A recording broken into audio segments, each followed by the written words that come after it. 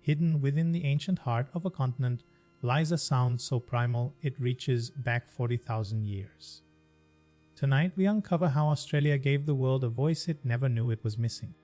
The didgeridoo is widely considered the world's oldest wind instrument, played by Aboriginal Australians for at least 40,000 years. Its haunting drone is not merely music, it is ceremony, story, and the breath of the land itself. A didgeridoo is traditionally crafted from a eucalyptus branch, hollowed by termites, its imperfect interior shaping a uniquely resonant chamber. The player uses a technique called circular breathing to sustain an unbroken drone, a skill requiring years of dedicated practice. Aboriginal Australians navigate their vast continent through songlines, invisible musical pathways sung into existence during the Dreamtime creation era.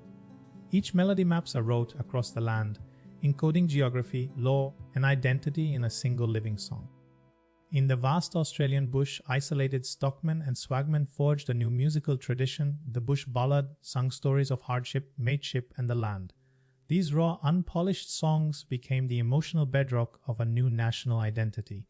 Written in 1895 by Banjo Paterson, Waltzing Matilda tells the defiant story of a swagman who chooses death over capture. A tale so deeply Australian it nearly became the national anthem. Its melody, rooted in a Scottish folk tune, shows how Australian music was always a beautiful collision of cultures. When American rock and roll arrived in Australia in the late 1950s, it ignited an explosion of youthful musical energy in suburban backyards and church halls from Sydney to Perth. Australians didn't just copy rock and roll, they were about to make it harder, louder, and entirely their own. Formed in Sydney in 1973 by Scottish-born brothers Angus and Malcolm Young, AC/DC forged a sound so relentlessly powerful it redefined hard rock for the entire world. Their 1980 album Back in Black remains one of the best-selling records in human history.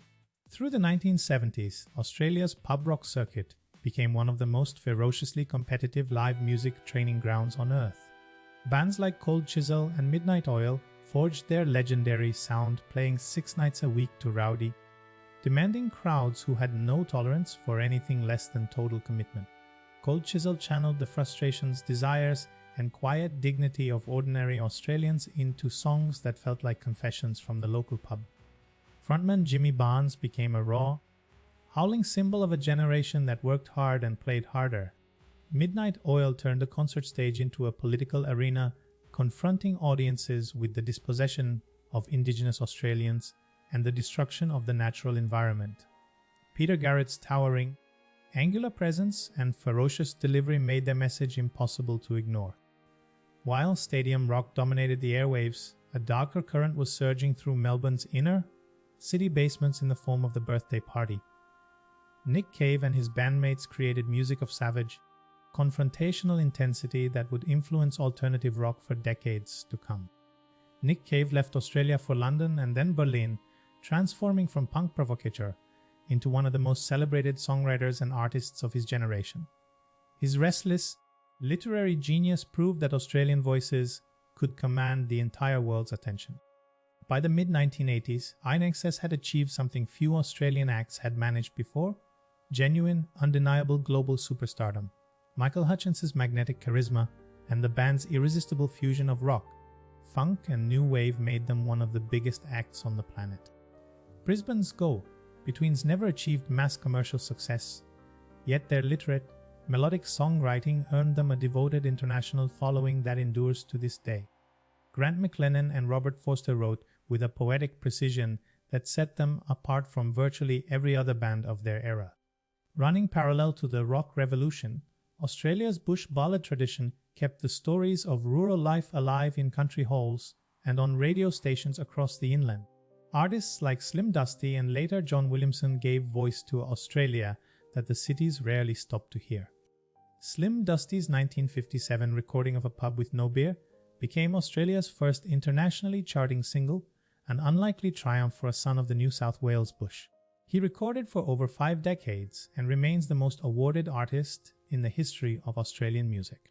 As synthesizers and drum machines transformed global pop in the 1980s, Australian artists embraced the new technology with characteristic enthusiasm and irreverence.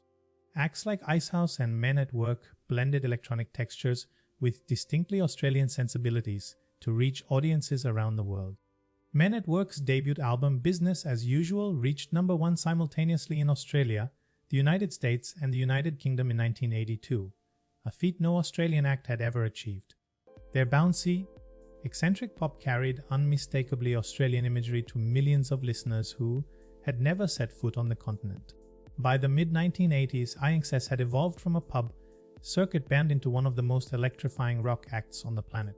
Their 1987 album Kick sold over 10 million copies worldwide and placed Michael Hutchence among rock's most charismatic frontmen. Australia's sprawling network of pub venues became a uniquely powerful incubator for rock talent through the 1970s and 1980s.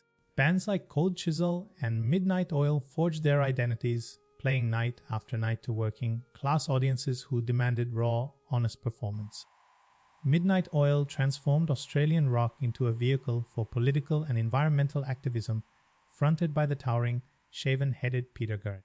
Their 1987 album Diesel and Dust brought the injustices faced by Indigenous Australians to international attention.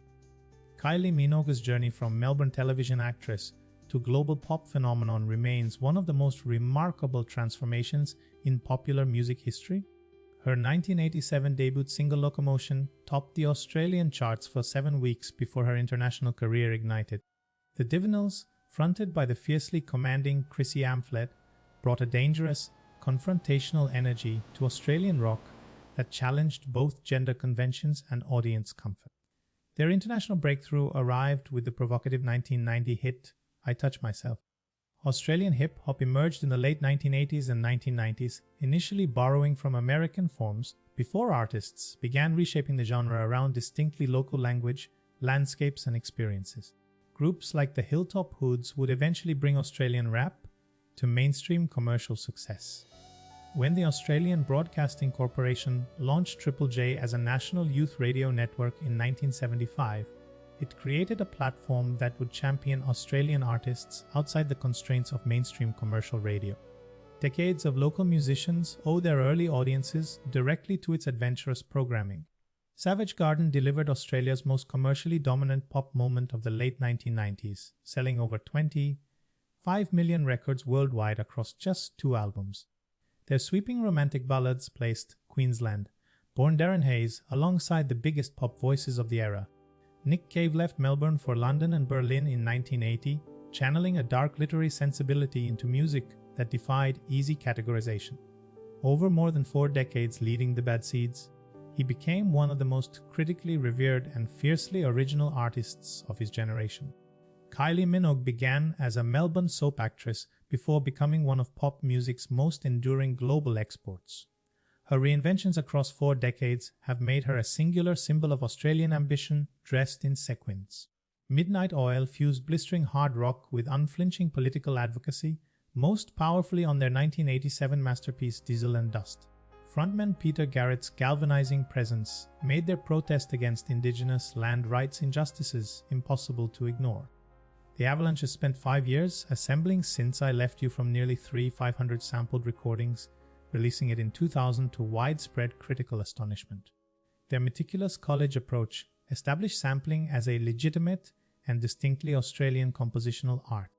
Artists like YRMC, AB, Original, and Baker Boy discovered in hip-hop a contemporary language powerful enough to carry ancient stories and urgent political truths. Indigenous Australian rap became one of the most vital and distinctive voices in the nation's modern music. Composers like Percy Grainger, Peter Sculthorpe, and Elena Katz churn forged a classical tradition that drew on the continent's vast landscapes and multicultural migrations. Their work gave Australia an orchestral voice as distinct and texturally rich as its geography. Events like Splendour in the Grass and Laneway Festival transformed the outdoor concert from a logistical necessity into a cultural ritual central to Australian youth identity. The festival circuit became the primary proving ground for generations of emerging homegrown talent. Kevin Parker built Tame Impala largely alone in Perth, crafting dense psychedelic soundscapes that conquered international festival stages and playlists in the 2010s. His work proved that Australia's geographic isolation could itself become a creative engine rather than an obstacle. Streaming dismantled the geographic barriers that had long complicated Australian artists' access to global audiences, making overnight international breakthroughs a genuine possibility. Artists like Flume and Troye Sivan accumulated hundreds of millions of plays before most listeners knew what country they came from.